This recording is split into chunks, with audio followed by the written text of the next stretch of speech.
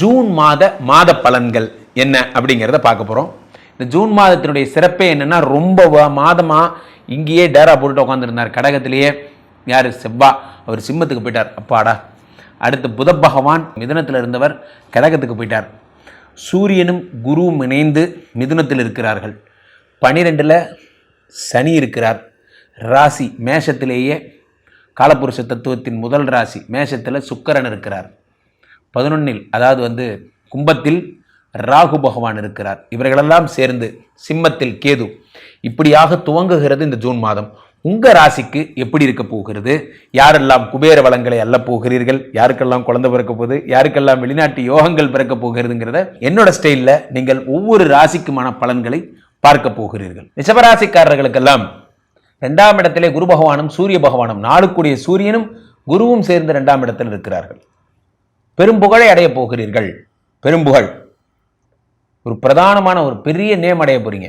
இந்த குரு பகவானால், இந்த சூரிய பகவானால் 2 பேருமா சேர்ந்து பெரும் சொத்துக்களை, தங்கம் வாங்க, ரிஷபராசிக்கு வாங்க, இதெல்லாம் உங்களுக்கு நடக்கும். சார், உலகத்தில் தங்கம் போட்டுக்கிறதே ஒரு பெரிய கௌரவம். நம்ம இந்த லக்கி பாஸ்கர் படத்தை பார்த்தீங்கன்னா உங்களுக்கு தெரியும். தங்கத்தை உடம்பு மேலே போட்டிருக்கணும். போடும்போது என்னன்னா, இந்த எதிராளி மதிக்கிறான், அதுதான் இந்தியா அப்படின்னு சொல்லுவான். அது எவ்வளோ பெரிய உண்மை. சில பேர் பார்த்தீங்கன்னா, ஆக்சுவலி நான் என்ன சொல்ல வரேன்னா, ஆக்சுவலி பாரு, நான் நகை வாங்கியிருக்கேன்னு அர்த்தம். பாருங்க சார், பாருங்க. நம்ம நல்லாவே வாழக்கூடாதுன்னு நினச்சவங்க முன்னாடி 4 பிரேஸ்லெட் போட்டு அவங்க முன்னாடி போய் வாழ்ந்து காட்டணும். அதோட வாழ்க்கையில் சின்ன சின்ன சந்தோஷம் எது வயிறு எஞ்சி சாப்பிட்டோம், அவெல்லாம் எதுக்கு? அந்த மாதிரி 2ஆம் இடத்திலே குரு பகவானும் சூரியனும் சேரும் பொழுது ரொம்ப பிரகாசமாக நம்ம எல்லாரும் நம்மளை அட்டென்ஷன் பாடுறா, எவ்வளோ பேர் ஆலை நம்புறா அப்படிங்கிற மாதிரி ஒரு அட்டென்ஷன் இந்த மாதம் உங்களுக்கு எல்லாரும் பார்க்கும்படியாக பொருளாதாரத்தில் உயரப்போகிறீர்கள். கடனெல்லாம் அடைய போகுது. நிறைய நல்ல விஷயங்கள் நடக்க போகுது. 4ஆம் இடத்திலே யார்? நம்ம கேதுவோட சேர்ந்த செவ்வாய். 4ஆம் இடத்திலே செவ்வாய் யாருன்னா உங்களுக்கு 12 குடையவன். உங்களுக்கு 12 கூடிய பிரயாதிபதி 4ஆம் வீட்டில் இருக்கும் பொழுது, 4ங்கிறத மாத்ருஸ்தானம், அம்மாவுக்கான இடம். அம்மாவுக்கு ஆபத்து ஏற்படும். உலகத்திலே நண்பர்களே, அம்மாங்கிற ஒரு பாவம் உலகத்தில் மிக உயர்ந்த பாவம். பெரிய பெரிய சன்னியாசிகள் கூட அவங்களுக்கு சொல்லப்பட்ட வேதம் என்னன்னா, அவங்களுக்கு சொல்லப்பட்ட கருத்து என்னன்னா, சந்நியாசம் வாங்கிய ஒரு ஆண் தன் அப்பா வரும் பொழுது அவரை நமஸ்கரிக்க தேவையில்லை. அப்பாவை சக பக்தனை போல எண்ணிக்கொண்டு அப்பாவுக்கே அருளாசி செய்யலாம் ஒரு சன்னியாசி. ஏன்னா சன்னியாசிகள்லாம் கடவுள்கள். ஆனால் எந்த ஒரு சன்னியாசிக்கு கூட அம்மாவே ஆசீர்வாதம் செய்யும் அருகதை இல்லை என்று வேதசாஸ்திரம் சொல்லுகிறது. அம்மா வந்தால் எழுந்து நின்று வணங்க வேண்டும், அவர் காலில் விழுந்து நமஸ்கரிக்க வேண்டும். அம்மாவிற்கு பயனாகத்தான் உங்களுக்கு கடைசி வரை பதவியே தவிர அம்மாவை விட உயர்ந்த ஸ்தானம் இந்து மதத்தில் இல்லை. எப்படி நம்ம சொல்கிறோம், இந்தியாவில் உச்ச நீதிமன்றத்துக்கு மேலே ஒரு நீதிமன்றம் எதுவும் இல்லைங்கிறோம்ல, அந்த மாதிரி உலகின் உயர்ந்த கடவுள்களில் தாய்க்கு விட பெரிய கடவுள் யாரும் கிடையாது. வேத சாஸ்திரமெல்லாம் தாய்க்கு கீழே தான், காலில் தான் எல்லாம். தாய் என்பது அத்தனை முக்கியம். நண்பர்களே, அந்த 4ஆம் இடத்திலே 12 கூடிய வரும்போது தான் அம்மாவுக்கே ஆபத்து ஏற்படும். அம்மாவுக்கு உடம்பு சரியில்லாமல் போகிறது, அம்மாவுக்கு ஹெல்த் இஷ்யூஸ் வர்றது. உலகிலேயே எந்த வீட்டிலெல்லாம் ஸ்திரீகள் அழுகிறார்களோ, எந்த வீட்டிலெல்லாம் பெற்ற தாய் அழுகிறாளோ, அந்த வீட்டில் பாவகாரியங்கள் சேருகிறது என்று சாஸ்திரம் சொல்லுகிறது. அந்த சாஸ்திரம் மண்ணாங்கட்டிலாம் விடுங்க. நான் அமெரிக்காவில் அலாஸ்காவில் இருக்கேன் சார், பார்த்தீங்கன்னா சார் நான் வைஸ் பிரசிடெண்ட்டாக இருக்கேன் சார். நீங்கள் எவ்வளோ பெரிய ஆளாக வேணால், அம்பானி தம்பி கும்பானி வேணா கூட இருங்க, அங்கேருந்து மாட்டு வண்டி பிடிச்சாதான் அம்மா பாருங்கள். அம்மாவை மதிக்காத நீங்கள் எவ்வளோ பெரிய பிரசிடெண்ட்டாக இருந்தால் என்ன பிரயோஜனம்? 5 காசுக்கு பிரயோஜனம் இல்லை.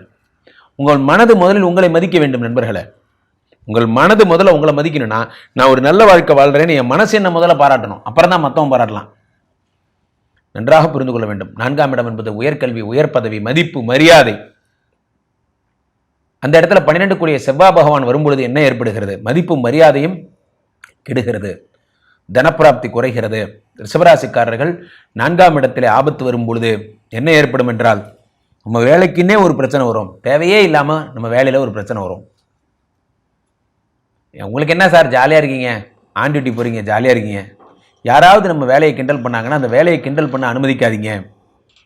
வேலையை கிண்டல் பண்ண யாரையும் அனுமதிக்காதீர்கள். அது மிகவும் ஆபத்தான ஒரு விஷயமாக அமையும். ரிஷபராசிக்காரர்களுக்கு 2ஆம் இடத்தில் இருக்கக்கூடிய சூரியனும் குருவும், 4 கூடிய சூரியன் 2ஆம் வீட்டில் இருக்கிறார். அப்போ இந்த சூரியனே 2ஆம் வீட்டு இருக்கும்போது படிப்பில் நுழைவுத் தேர்வுகள் பாஸ் பண்ணுறவங்கலாம் ஜிட்டு தேர்வு, நீட்டு தேர்வு, அந்த தேர்வு, இந்த தேர்வு எவ்வளவோ சொல்கிறாங்க. அந்த தேர்வுகள்லாம் நீங்கள் வெற்றி பெறுவீங்க, மிக உயர்ந்த பதவிகளை அடைவீர்கள். நல்லாவே இருந்தா சார், குரூப் 2 எழுதுனா திடீர்னு பார்த்தா தாசில்தார் ஆகிட்டான், திடீர்னு பார்த்தா கலெக்டர் ஆகிட்டாங்க. குரூப் 1 எழுதுனாங்க, வாழ்க்கை ஒரு நிமிடத்தில் மாறிவிடும். எல்லாரும் சொல்லுவாங்க. நான் அந்த சமீபத்தில் அந்த நீயானா கோபிநாத் சொன்னதை கூட நான் ஒரு இதில் சொல்லியிருக்கேன். படிக்கிறத விட அதுக்கு பதிலாக நீங்கள் கடை வச்சா பொழைச்சிக்கலாம், அதை வச்சா பொழைச்சிக்கலாம், அதெல்லாம் கிடையாது. வேறு வேலைகள் செய்து பிழைத்தவர்கள் ஒரு 10 பேர் சொல்லுங்கள், ஒரு 5 பேர் சொல்லுவீங்க, அதுக்கு மேலே சொல்ல முடியாது. நான் படித்து முன்னுக்கு வந்து 1000 பேரை காட்ட முடியும். படிப்பு தான் அறிவு அற்றம் காக்கும் கருவி, சிறுவார்க்கும் உள்ளளிக்கல் ஆகா அரண்ணா. திருடர்களால் திருட முடியாத சொத்து படிப்பு மட்டும்தான். அந்த படிப்பு தான் குரு. அவர் 2ஆம் இடத்தில் இருக்கும் பொழுது நிறைய அறிவை தருகிறார். நிறைய படிச்சுக்கிட்டே இருக்கணும். யாரெல்லாம் படிச்சுக்கிட்டே இருக்காங்களோ, யாரெல்லாம் பேசிக்கிட்டே இருக்காங்களோ அவங்களுக்கு தான் புத்தி ஷார்ப்பாக இருக்கும்.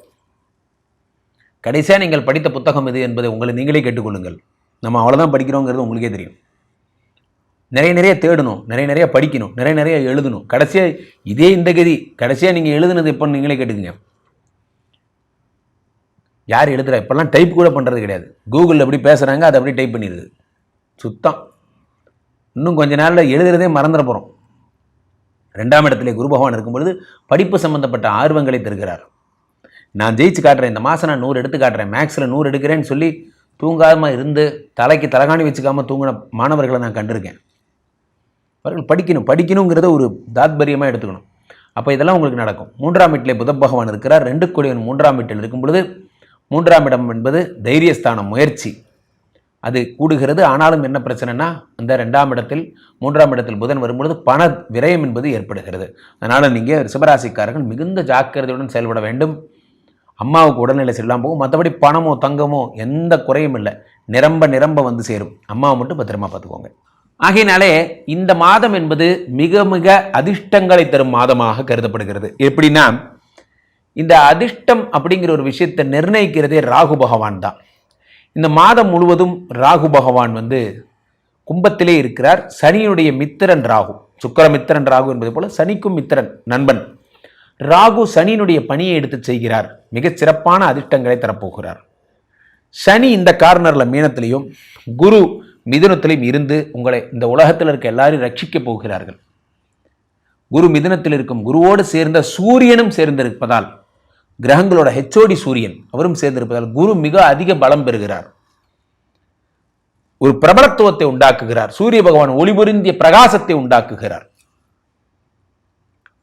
மேஷத்திலே இருக்கக்கூடிய சுக்கிர பகவான் காதலை உருவாக்க தன் சொந்த வீட்டை பார்க்கிறார். மேஷத்திலிருந்து துலாத்தை பார்க்கிறார். காதல் திருமணம் செய்தவர்கள், பிரிந்த தம்பதியினர்கள், இவர்களுக்கெல்லாம் ஒற்றுமை ஏற்பட்டு மிகச் சிறப்பாக இருக்க போகிறீர்கள்.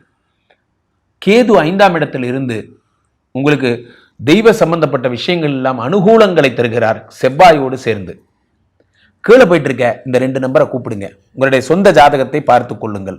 உலக புகழ் வாய்ந்த நமது ஸ்ரீமடம் இந்தியா இப்பொழுது ஸ்ரீமடம் மலேசியா பெனாங்கிலும் உதயமாகி இருக்கிறது. மலேசியாவில் இருக்கிறவங்க இப்போ பேரா, கோலாலம்பூர், பெனாங் போன்ற இடத்தெல்லாம் வாரம் வருகிறேன். மலேசிய மக்களை சந்திக்கிறேன்.